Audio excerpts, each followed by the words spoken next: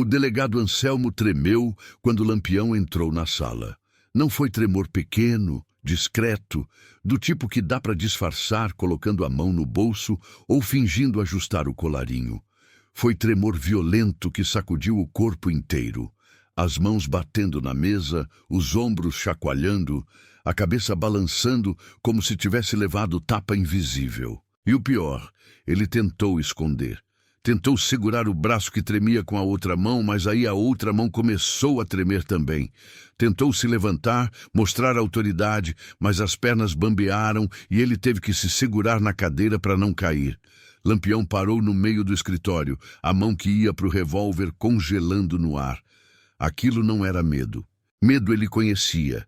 Tinha visto medo em centenas de rostos ao longo dos anos, nos olhos dos soldados novatos, nos comerciantes que eram roubados, nos fazendeiros que tentavam negociar. Medo fazia a pessoa suar, fazia a respiração acelerar, fazia a voz tremer, mas não fazia isso. Isso era outra coisa, algo errado, algo doente. "Delegado", Lampião disse, a voz saindo mais confusa que ameaçadora. "O senhor está bem?" Anselmo abriu a boca para responder, mas o que saiu foi som estranho, rouco, como se a garganta tivesse esquecido como formar palavras. Ele tentou de novo, forçando, e finalmente conseguiu. Sai daqui, antes que... Outro tremor, pior que os anteriores. Dessa vez ele caiu mesmo, escorregando da cadeira, batendo o joelho no chão. E quando tentou se levantar, Lampião viu. As mãos estavam cobertas de marcas vermelhas, inchadas, que pareciam picadas. Centenas delas subindo pelos pulsos, desaparecendo sob as mangas da camisa. "Que merda é essa?" Lampião murmurou, dando um passo para trás instintivamente. E foi quando ouviu o som, vindo de dentro da gaveta da mesa do delegado.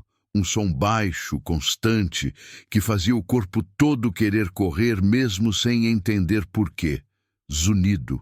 Abelhas. Mas espera, deixa eu voltar um pouco, porque para você entender como Lampião acabou num escritório de delegado em Recife, cidade grande, perigosa, cheia de soldados, vendo um homem da lei tremer como folha, e ouvindo abelhas, onde não devia ter abelha nenhuma, você precisa saber como tudo começou. Precisa entender sobre a carta que chegou, sobre o pedido impossível que ela trazia, e sobre como, às vezes, a linha entre vítima e algoz fica tão borrada que não dá mais para saber quem merece o quê. Se você quer descobrir o que um delegado corrupto, um enxame de abelhas assassinas e uma mulher morta há 3 anos têm em comum, se quer entender como Lampião se viu na posição de ter que escolher entre fazer justiça e fazer misericórdia, fica comigo até o final, porque essa história é sobre culpa, sobre como ela corrói por dentro, sobre como vingança às vezes vem não de gente, mas de algo muito mais antigo e muito mais implacável que qualquer cangaceiro poderia ser. E sobre como no fim todo mundo paga. Sempre. Vem comigo. 10 dias antes, Lampião tinha recebido uma carta. Isso em si já era estranho. Cangaceiro não recebia correspondência, não tinha endereço fixo, não tinha caixa de correio, vivia fugindo de cidade em cidade. Mas de vez em quando aparecia alguém, um mascate, um tropeiro, um garoto corajoso, procurando pelo bando com mensagem de alguém que precisava de ajuda.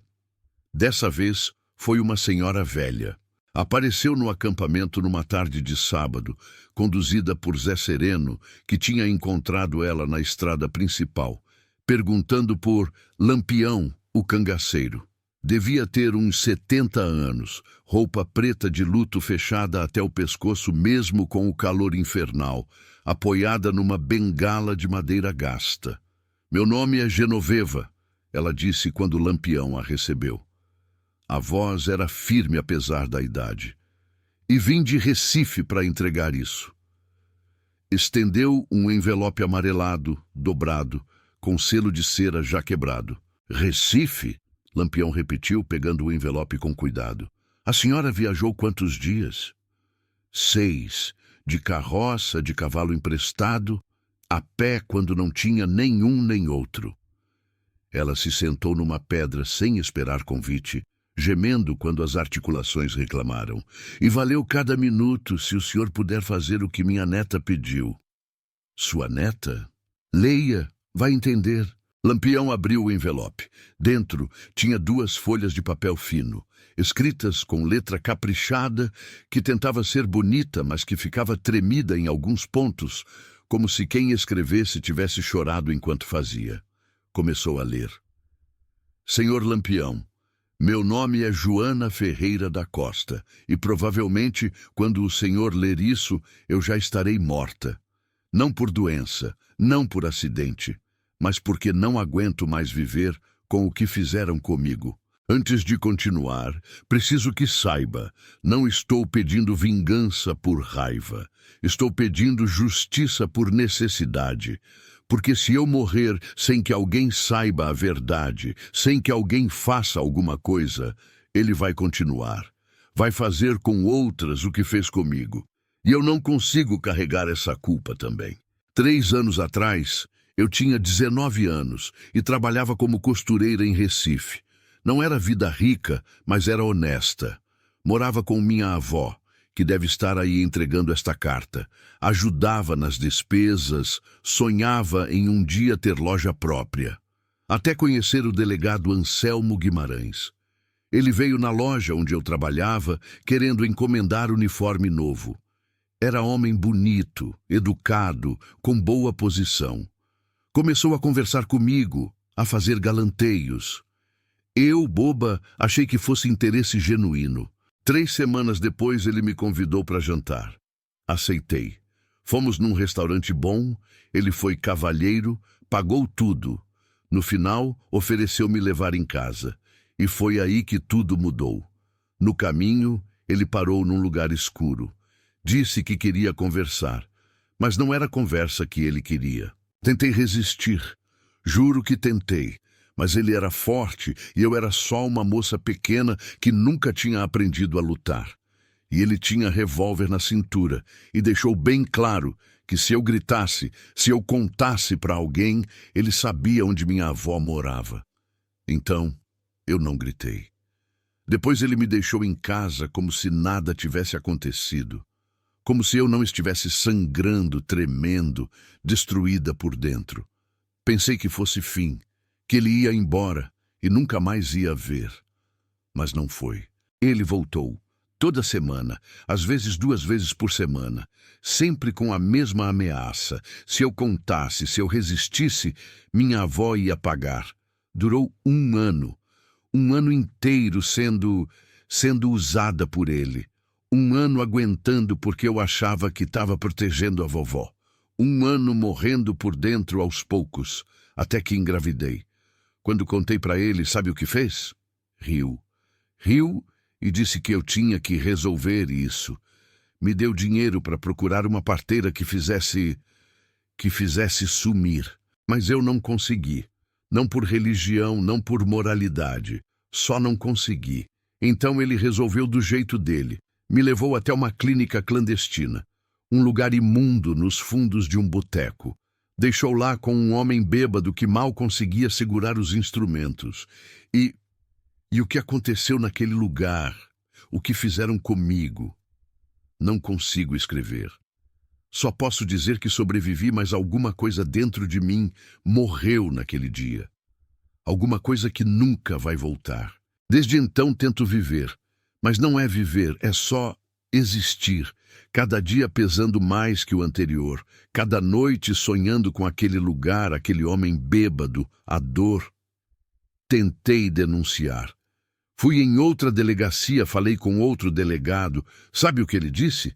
Que sem prova não podia fazer nada, que era minha palavra contra a de um colega respeitado, que era melhor esquecer e seguir em frente, como se desse para esquecer. Então percebi que não ia ter justiça do jeito normal. Não para gente como eu, não contra gente como ele, mas ouvi histórias sobre o Senhor, sobre como ajuda quem a lei abandona, sobre como faz justiça quando a justiça oficial falha. Não estou pedindo que mate ele, Sei que isso traria problemas demais. É delegado em cidade grande, teria represália. Só estou pedindo que faça ele pagar de alguma forma. Que ele sinta alguma coisa do que me fez sentir. Que ele saiba que não pode fazer o que fez e sair impune. Se o senhor puder fazer isso, vou poder descansar, vou poder finalmente parar de carregar tudo isso sozinha. Obrigada por ler. E desculpa jogar isso nas suas costas, mas não tenho mais para quem recorrer. Joana. Lampião terminou de ler e ficou em silêncio por um longo momento. Quando ela escreveu isso? Ele perguntou para Dona Genoveva. Faz 2 meses. A velha limpou os olhos com um lenço já encharcado. Ela se matou 3 dias depois. Enforcou-se no quarto, num domingo de manhã enquanto eu estava na missa. Sinto muito. Eu também. Ela respirou fundo, se recompondo.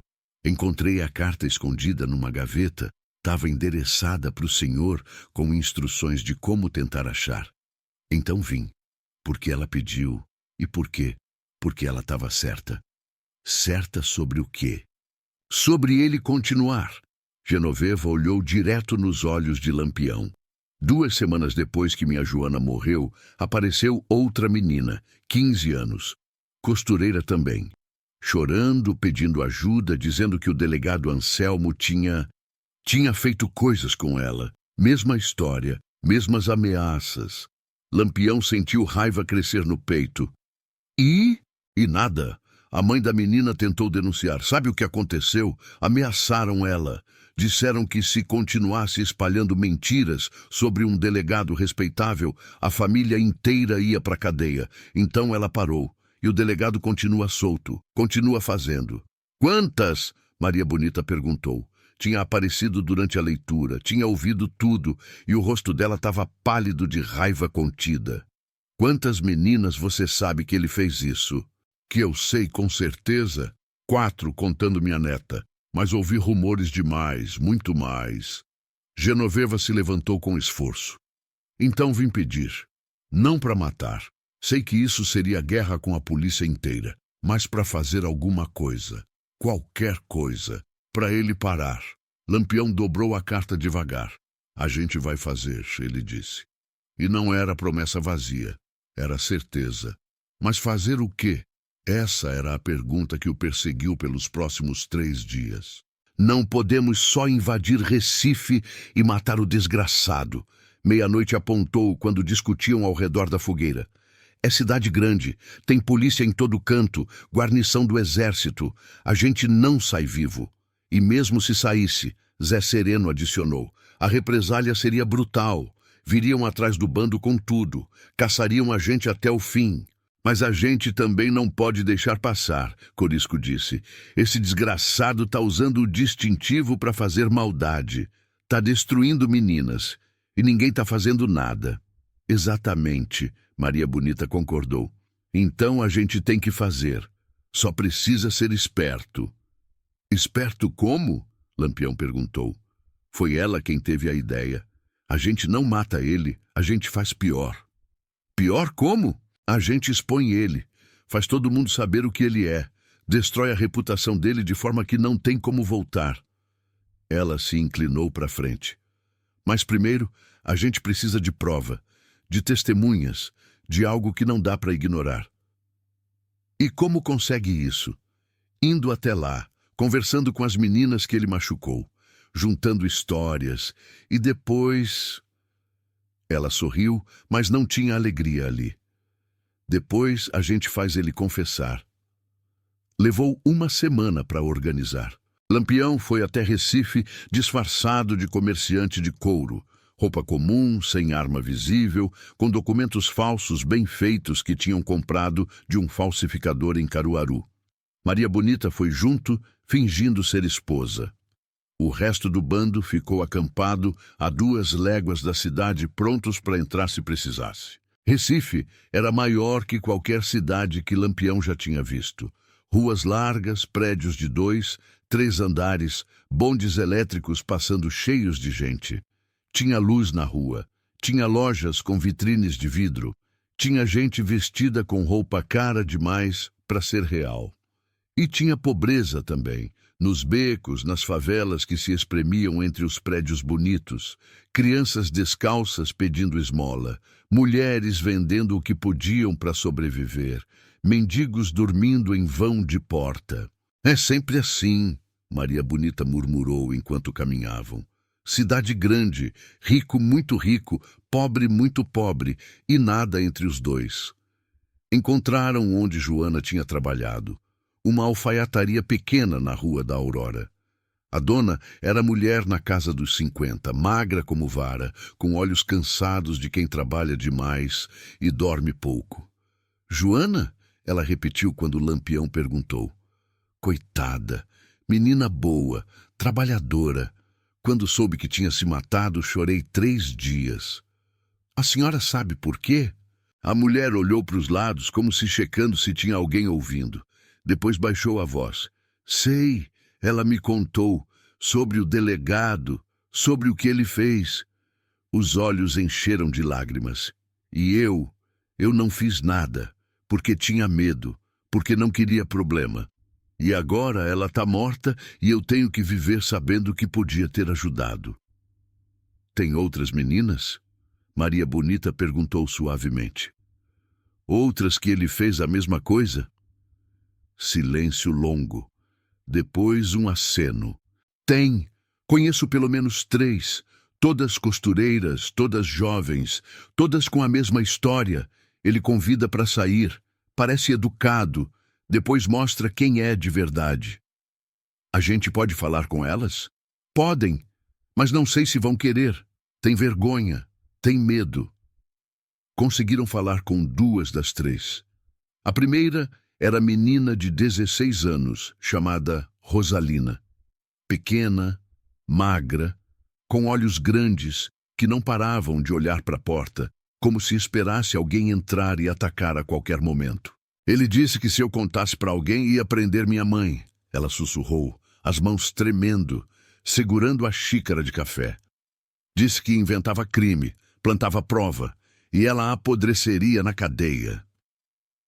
Por quanto tempo ele fez isso? Maria Bonita perguntou. 3 meses, até que conheci um rapaz que me pediu em namoro. Quando o delegado soube, bateu em mim. Disse que eu era propriedade dele. Ela tocou o lado da cara onde ainda dava para ver uma marca amarelada, quase curada. Depois disso parou de me procurar. Acho que enjoou. A segunda era Lucrécia, 18 anos, também costureira. Ela tinha tentado denunciar, tinha ido em 3 delegacias diferentes. Em uma, riram de mim, em outra me chamaram de mentirosa. Na terceira, o delegado era amigo dele. Me ameaçou, disse que se eu continuasse, ia me prender por difamação. Ela enxugou os olhos. Então desisti, porque percebi que não ia adiantar. Ele é protegido, tem amigos poderosos. E agora? Lampião perguntou. Agora tento esquecer, tento viver, mas não consigo. Ela olhou para as próprias mãos. Toda vez que vejo um homem de uniforme, tremo. Toda vez que alguém me convida para sair, entro em pânico. Ele destruiu alguma coisa dentro de mim que não sei se um dia volta. Quando saíram da casa dela, Maria Bonita estava chorando. A gente precisa fazer alguma coisa, ela disse, limpando o rosto com raiva. A gente precisa acabar com esse desgraçado. Vamos, Lampião prometeu, mas do jeito certo, do jeito que dura. Passaram mais 2 dias juntando informação. Descobriram onde Anselmo morava. Uma casa boa na Boa Vista, de 2 andares, com empregada e tudo. Descobriram a rotina dele. Saía para a delegacia às 8 da manhã, voltava para as 7 da noite, às vezes ficava até mais tarde quando tinha trabalho extra. E descobriram algo mais. O desgraçado é casado. Meia-noite reportou depois de seguir ele por um dia inteiro. Casado com filha de comerciante rico, 2 filhos pequenos e finge ser pai de família exemplar. Enquanto destrói famílias alheias, Maria Bonita cuspiu. Exatamente. E a esposa sabe? Se sabe, finge muito bem que não. Vi ela recebendo ele em casa toda sorridente, beijinho na bochecha, perguntando como foi o dia. Lampião ficou em silêncio, pensando. Vamos entrar na delegacia, ele disse finalmente. Enlouqueceu? Corisco perguntou. É dentro da delegacia, no covil dele. Exatamente. É o único lugar onde ele está realmente sozinho. Em casa tem família, na rua tem gente, mas no escritório dele, tarde da noite, quando os outros já foram embora, aí tem só ele. E se tiver guarda, a gente dá um jeito. Planejaram para o sábado à noite. Delegacia funcionava até meio-dia aos sábados, depois fechava. Mas Anselmo tinha hábito de voltar à noite para trabalhar, o que provavelmente significava beber sozinho e revisar os esquemas dele. Entro sozinho, Lampião instruiu. Vocês ficam de vigia. Se der errado, se ele gritar, vocês invadem e a gente sai correndo. E se der certo? Maria Bonita perguntou. Aí ele confessa tudo e a gente grava. Grava como? Lampião mostrou o cilindro de cera que tinha comprado de um vendedor de equipamentos importados. Fonógrafo portátil, grava a voz, custa uma fortuna, mas vale cada centavo se conseguir a confissão dele. No sábado à noite, esperaram até escurecer completamente. A delegacia ficava num prédio grande na rua principal, de 3 andares, com as janelas do térreo gradeadas. Dava para ver luz acesa numa sala do 2º andar, o escritório de Anselmo. É agora, Lampião disse. Atravessou a rua, testou a porta da frente, trancada, mas tinha janela lateral, mais escondida, com grade que tinha ferrugem nos ferros. Meia-noite a forçou com pé de cabra, fazendo barulho mínimo. Entraram. Corredor escuro, cheiro de mofo e papel velho. Escada de madeira que rangia a cada passo. 2º andar. Mais corredor. Porta no fim com luz vazando por baixo. Lampião respirou fundo, conferiu o revólver na cintura e bateu. Entre! A voz de dentro respondeu sonolenta, meio arrastada. Devia estar bebendo mesmo. Lampião abriu a porta e entrou. Anselmo estava sentado atrás da mesa grande, copo de cachaça na mão, garrafa pela metade ao lado. Era homem na casa dos 40, ainda bonito, cabelo bem penteado, bigode aparado. Vestia uniforme mesmo fora de horário, calça azul escuro, camisa branca, distintivo no peito. Olhou para Lampião com aquela expressão de quem não reconhece, mas também não se importa muito. Em que posso ajudar? Preciso falar sobre Joana, Lampião disse, fechando a porta atrás de si. A expressão de Anselmo mudou instantaneamente. De desinteresse para alertas. Os olhos ficaram mais focados, a mão pousando o copo com cuidado. Joana? Não conheço nenhuma Joana. Joana Ferreira da Costa, costureira. Morreu faz 2 meses. Se enforcou. Não sei quem é. Mentira. Lampião deu um passo à frente. Sabe muito bem quem é. Passou 1 ano usando ela. Engravidou ela. Forçou ela a fazer aborto. E quando ela não aguentou mais, se matou. Anselmo se levantou devagar, a mão indo instintivamente para o revólver na cintura. Quem é você? Como entrou aqui? Sou alguém que se importa. E entrei pela porta. Lampião também colocou a mão no revólver. E se sacar essa arma, eu sou mais rápido, garanto. Ficaram assim por um momento, 2 homens armados, se medindo, decidindo se o próximo segundo ia acabar em tiros. Então Anselmo riu.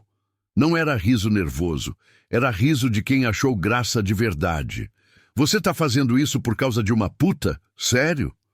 Ela não era puta, era menina trabalhadora que você destruiu. Destruí? Ele tomou mais um gole de cachaça. Eu a salvei, dei atenção que ela nunca ia ter, dei dinheiro e ela gostava no começo, depois que fingiu não gostar porque achou que ia conseguir me chantagear. Mentira. É verdade. E se ela não aguentou as consequências das próprias escolhas, problema dela. Ele sorriu aquele sorriso nojento. Além do mais, quem vai acreditar em você? Sou delegado, tenho reputação, tenho amigos poderosos. E você é... O que exatamente? Um cidadão revoltado? Um parente dela? Lampião sentiu raiva queimar mais forte. Sou alguém que vai fazer você pagar. Pagar como? Me matando? Por favor, mata delegado em Recife e o exército cai em cima. Não sobra nem para contar história. Não vou te matar. Vou fazer pior. Pior que morte? Anselmo riu de novo. E o que seria? Foi quando o primeiro tremor aconteceu. Pequeno, quase imperceptível. A mão de Anselmo, que segurava o copo, tremulou, derramando cachaça na mesa. Ele olhou para a própria mão confuso. Outro tremor, mais forte, o corpo inteiro sacudindo por um segundo antes de parar. Que você fez? Ele perguntou, o tom mudando de zombeteiro para assustado. Eu? Nada. Lampião deu passo para trás. Mas tem alguém que fez.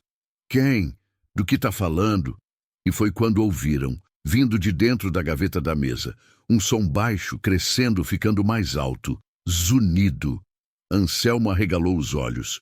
Puxou a gaveta aberta e explodiu um enxame. Abelhas, centenas delas, saindo da gaveta como fumaça negra e amarela, se espalhando pela sala, voando em círculos apertados. Mas não atacavam Lampião. Só Anselmo. Ele gritou, tentou bater nelas, tentou correr, mas por onde ia, elas seguiam.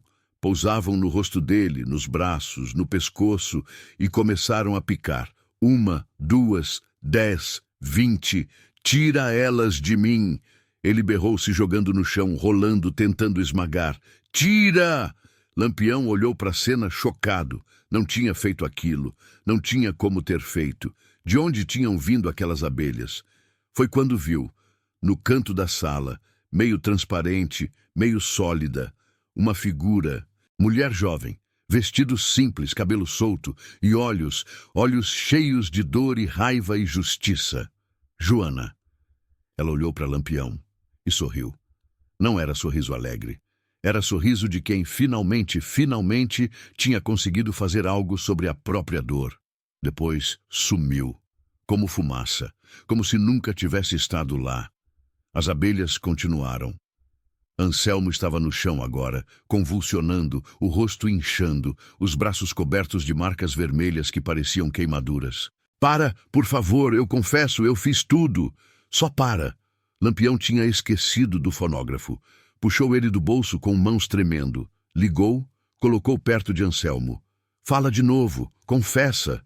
Eu fiz, Anselmo gritou entre gemidos de dor. Eu usei a Joana, usei ela e outras, ameacei elas, forcei elas, fiz aborto nela numa clínica imunda. Eu fiz tudo. As abelhas pararam de picar, mas não foram embora. Ficaram ali, pousadas em cada superfície, vibrando, esperando. Anselmo tentou se levantar, caiu de novo. O corpo não obedecia mais, todo inchado, tremendo incontrolavelmente. Que é isso? Ele ofegou. Veneno? Me envenenou? Não fui eu, Lampião disse, guardando o fonógrafo. Foi ela. Quem? Joana. Ela voltou e trouxe justiça com ela. Não! Não tem! Fantasma não existe! As abelhas se agitaram, como se tivessem ouvido, como se não gostassem de ser negadas, e atacaram de novo. Lampião saiu do escritório, fechou a porta e desceu as escadas correndo. Maria Bonita o esperava lá fora, junto com os outros. Conseguiu? Consegui. A confissão está gravada. Ele mostrou o cilindro. Mas teve algo mais. Mais o quê? Não tenho certeza. Só sei que não fomos nós que fizemos justiça hoje. Foi outra pessoa. Alguém que tinha mais direito que qualquer um. Deixaram Recife naquela noite, galopando rápido, colocando distância. 2 dias depois, a notícia se espalhou pela cidade. O delegado Anselmo Guimarães tinha sido encontrado em seu escritório, morto. O corpo estava coberto de picadas de abelha, centenas delas. Os médicos disseram que foi reação alérgica, que ele deve ter mexido em algum ninho sem querer, mas ninguém conseguia explicar como um enxame inteiro tinha entrado numa sala fechada do 2º andar, ou porque só atacou ele e ninguém mais. E ninguém conseguia explicar o cilindro de fonógrafo que foi encontrado no dia seguinte na delegacia, deixado anonimamente, com gravação de Anselmo confessando tudo. A gravação foi tocada, foi ouvida, foi impossível negar. A viúva ficou em choque. Os amigos poderosos sumiram. A reputação que ele tinha construído desmoronou em questão de horas.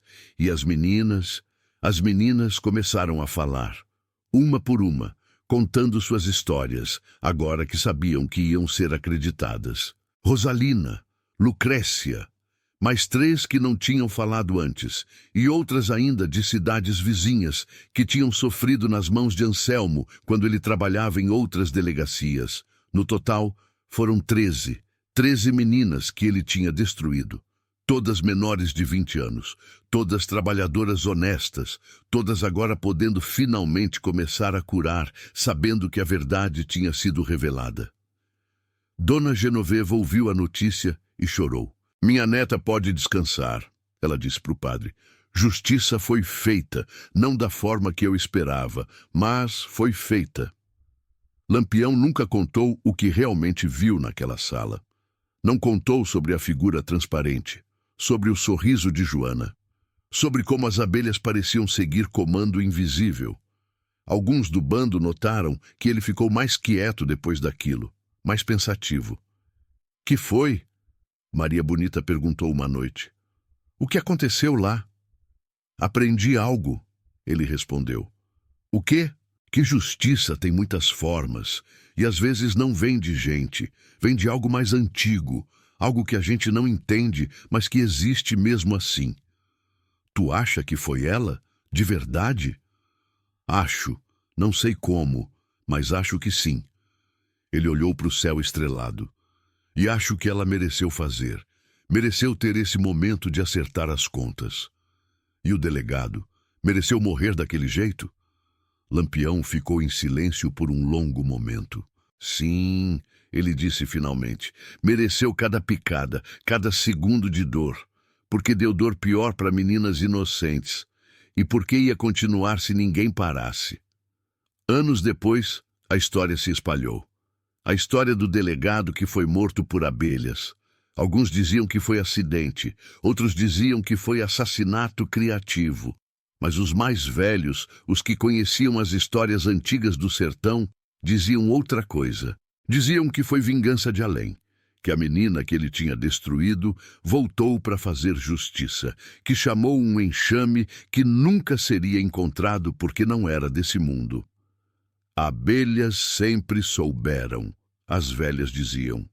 Sempre souberam quem é bom e quem é ruim, e quando alguém muito ruim precisa pagar, elas respondem ao chamado.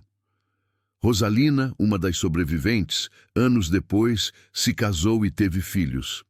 E quando a filha dela nasceu, ela deu o nome de Joana. Por quê? O marido perguntou. Por causa de uma menina corajosa, que salvou muitas outras mesmo depois de morta, que não deixou que o mal saísse impune, que encontrou um jeito de fazer justiça quando a justiça oficial falhou. E toda vez que via a abelha, Rosalina parava e agradecia. Agradecia pela menina que não conheceu pessoalmente, mas que de alguma forma tinha protegido ela e tantas outras de sofrer mais ainda. Essa é a história do delegado que tremia. É sobre mal usando distintivo, sobre meninas destruídas por quem devia proteger, sobre confissão arrancada não por tortura, mas por justiça de outra natureza, e sobre Joana, que mesmo destruída, mesmo quebrada, mesmo morta, encontrou forma de fazer diferença, de parar um monstro, de salvar outras. Lampião carregou aquela memória até o fim, e sempre que alguém falava que fantasma não existe, que é tudo superstição, ele balançava a cabeça. Talvez na maioria das vezes seja, mas tem momentos onde a dor é tão grande, a injustiça tão profunda, que algo responde. Algo vem e faz o que precisa ser feito. Me diz nos comentários, você acredita que foi realmente Joana? Ou foi só coincidência estranha? Compartilha essa história e lembra, todo mundo paga. sempre. Talvez não do jeito esperado, talvez não quando esperado, mas paga. Até a próxima. E respeita as abelhas, porque às vezes elas trabalham para forças que a gente não entende. Fica com Deus e que Joana finalmente descanse em paz.